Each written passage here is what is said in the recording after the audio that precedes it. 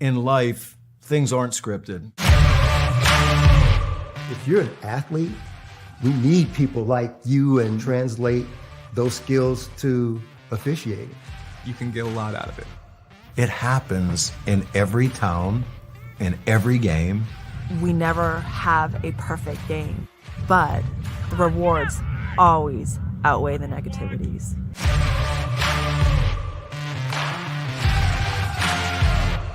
Baseball? Nah. Football? Done it. I think I'm going to go after the PGA Tour. Playing on the PGA Tour is not easy. But you know what is easy? Getting the 524 series from Tour Edge. Getting linebackers and home runs used to be easy. Out here, you're going to need all the easy you can get. Introducing the 524 series from Tour Edge. The easiest clubs you'll ever hit. Even the best players in the world can use a little easy. I like the sound of that. Look out, PGA Tour. Pound for pound, nothing comes close.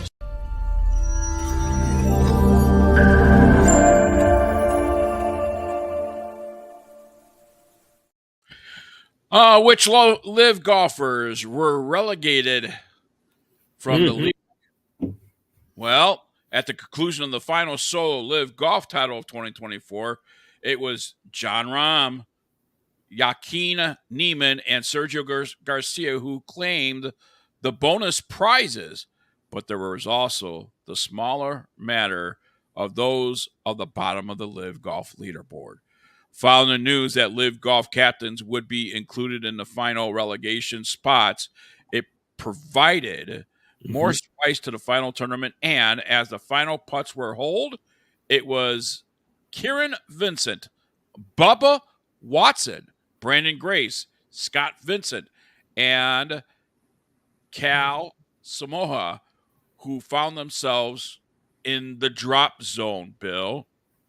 Throughout the event in Chicago, Samoa, who had found his best golf and following a stunning 4 under 66 on Saturday that vaulted him 10 places in the standings, he continued his form on the final day for the Finn, and he would rue a costly double bogey finish as he ended up in the 49th spot.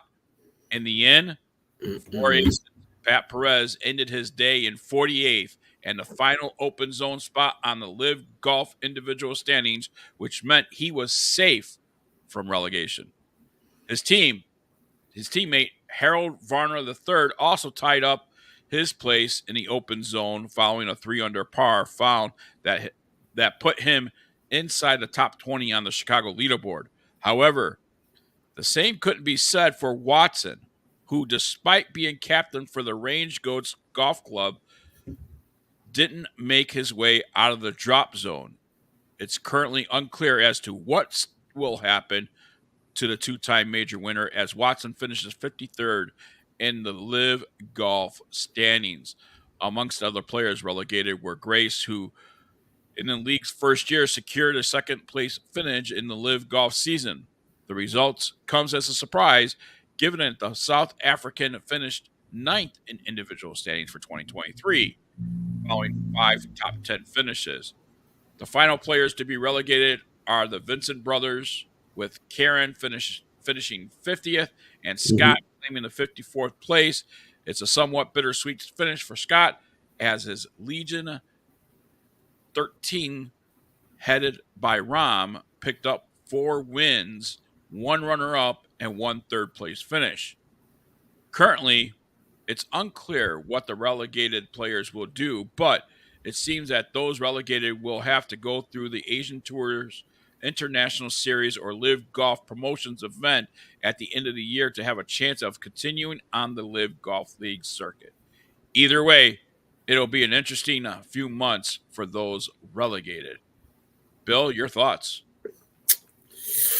Yeah, originally everybody thought Bubba wasn't going anywhere because he was a captain. Then we heard rumors that because he's a captain, even though if he did get regulated, his team might be able to keep him and all this other stuff.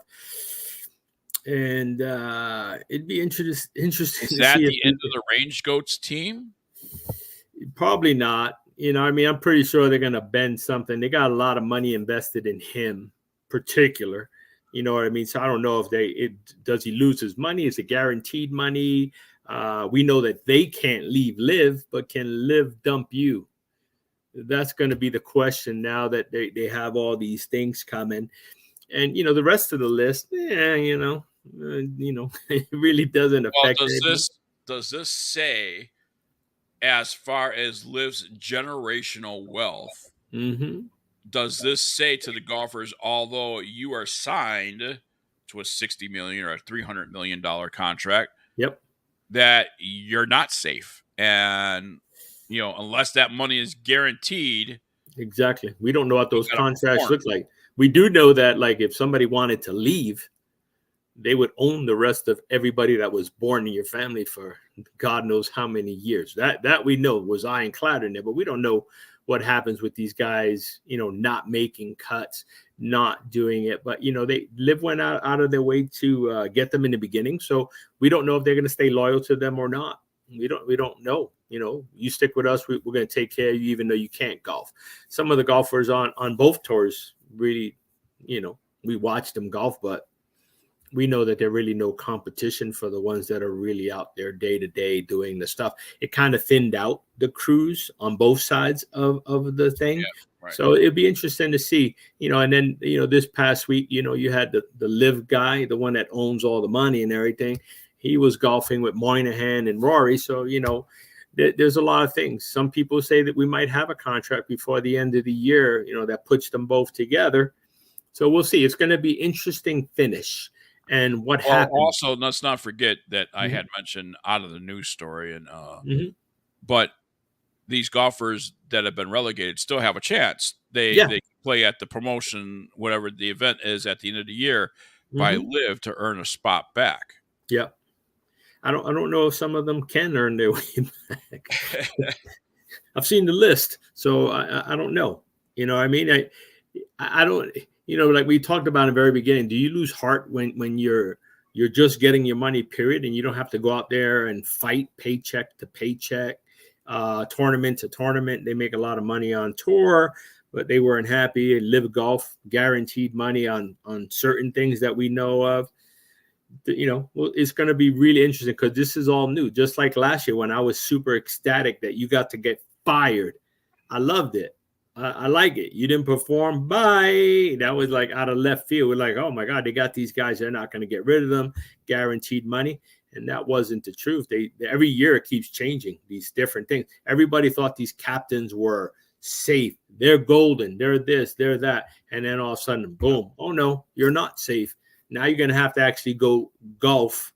And it's not for fun. You're going to golf. You're going to follow somebody else's rules.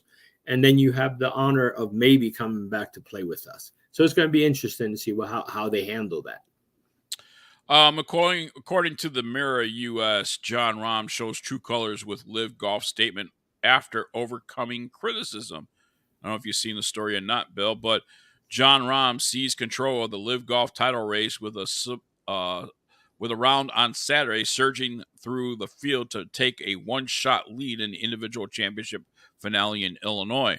The Spaniard carded a sensational bogey-free round with 6 under par at Bolingbrook Golf Club, moving to 7 under par for the tournament and a one-shot clear of Sergio Garcia. Rahm is also 3 shots ahead of the 4th place Joaquin Niemann, who's his only rival for the $18 million individual championship. Rahm held the lead heading into the event, but the Chilean snatched a slender advantage after round 1.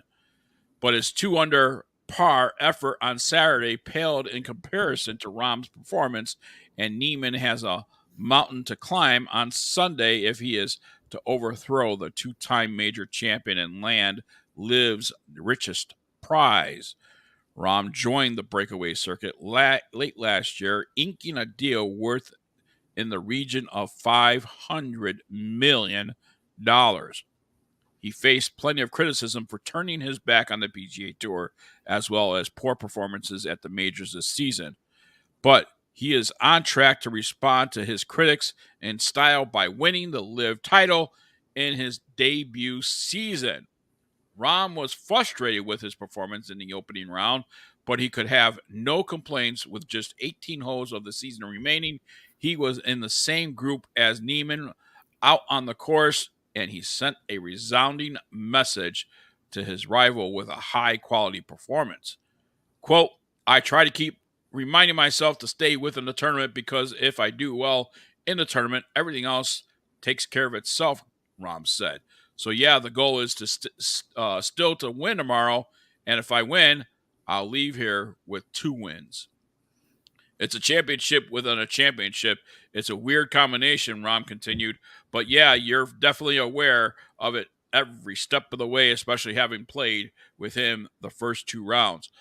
I think we've both had a lot of fun. Probably I had a little bit more fun today than he did, but he's a fantastic player, and tomorrow should be a really fun day. If we go down 18, I can't win the tournament for whatever reason, but I'm still in the fight with Yako. Great. Bill, your thoughts? Yeah, it was an inch. That's a lot of money, man. 18 million. And double win. I mean, Rahm has tried to do the right thing, I believe, in a few things. Trying to join the 2 tours together, and say, hey, we should play 4 rounds. I like where his head's at times.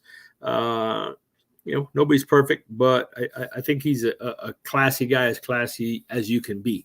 For the tour and stuff like that. So it's going to be interesting how everything plays out for them.